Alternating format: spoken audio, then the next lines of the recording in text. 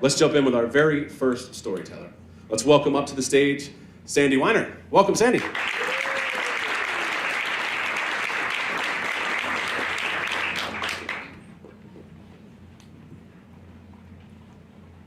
My husband was a professional comedian, but our marriage was not so funny. We were married about 15 years and we had 3 small children, and we didn't agree on just about anything, from how to parent to where to live. We were going further and further apart. But I really wanted our marriage to work. I didn't want to get a divorce. And then he got hired to do a performance on the QE2, going transatlantic cruise, 5 days from New York City to London. And I was so excited because we'd finally get a break from our kids and we would be able to have that alone time to maybe work on our marriage. And then he invited his parents to come along. Now, he said to me, you know, my parents, I really need them there because my father, he does the sound and the lighting for my show, and my parents love cruises. They love the free food and the gambling, and, you know, don't worry about it. It's all going to be fine. But my relationship with his parents was far from fine.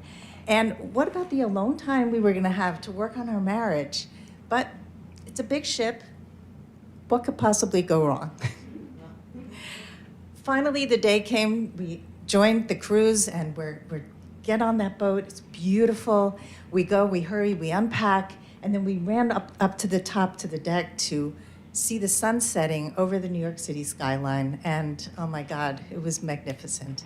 As the pinks and the yellow rays were just washing our faces, I turned to my husband and I said, "Isn't this amazing?" And he said, "Yes, I want to share it with my parents." And he left. He left me standing alone on the deck.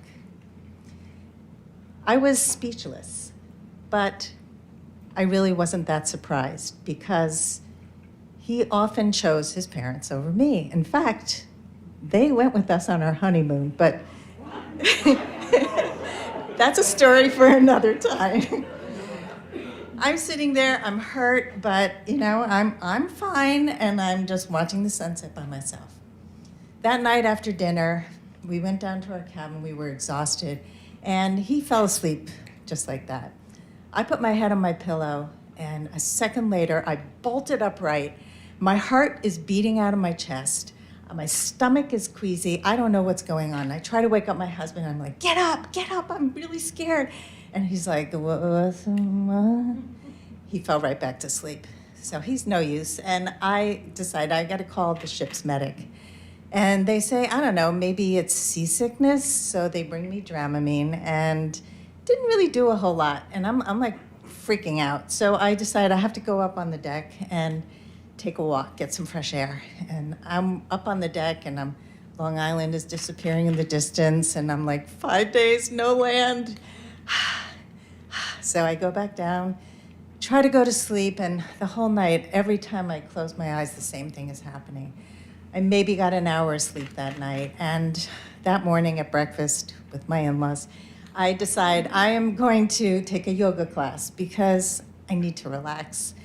I get into the elevator to go down to the yoga class, and as the doors are closing, I'm freaking out again. And it feels like the walls are coming in, and I'm like, I'm not claustrophobic. What is happening?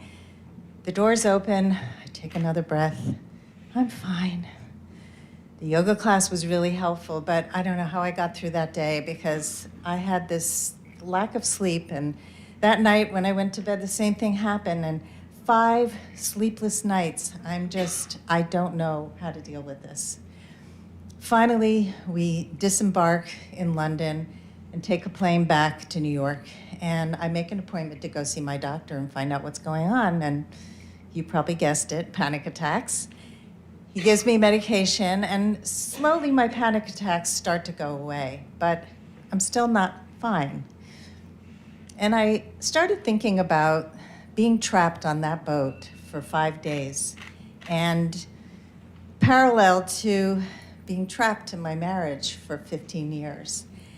And I realized that I had been really trying to make it work, but it wasn't working. And your body doesn't lie. Your body tells you the truth. And so being in that marriage and being trapped like that felt like I was in a pressure cooker where the tension and the stress had built up over the years and until it's building up, and like the top blows off. Well, that trip and those panic attacks were the catalyst and the wake-up call for me to finally get support and leave my marriage and reclaim the parts of me that I had lost along the way.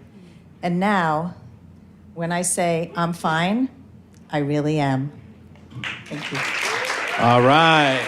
Let's keep it going for Sandy. Thanks for kicking us off.